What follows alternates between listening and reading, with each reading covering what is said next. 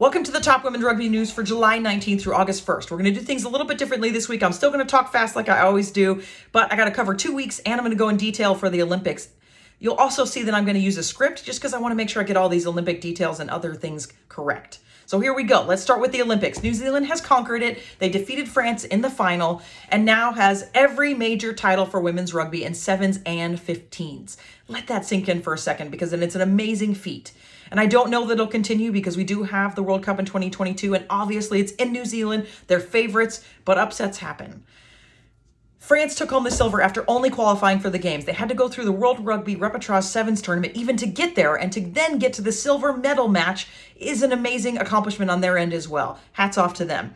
Fiji barely missed out on the gold final, but then they did go to the bronze and defeated Great Britain 21-12. They won their country's first women's medal and also only the third country medal ever.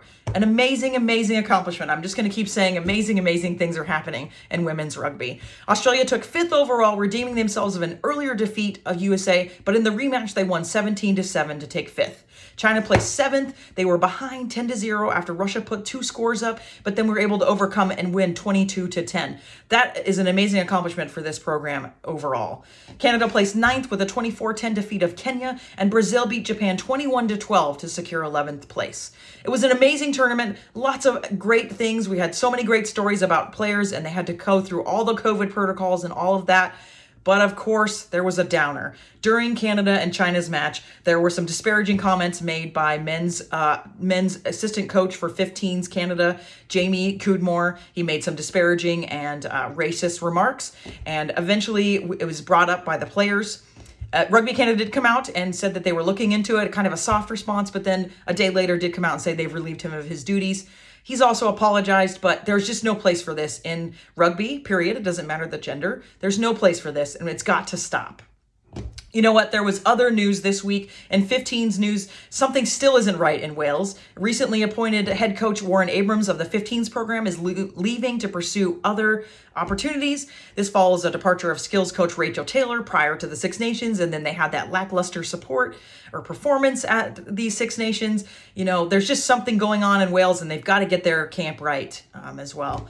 Also, Canada hosted 34 Eastern-based athletes in Montreal for the week as they prepare for the 2022 Rugby World Cup.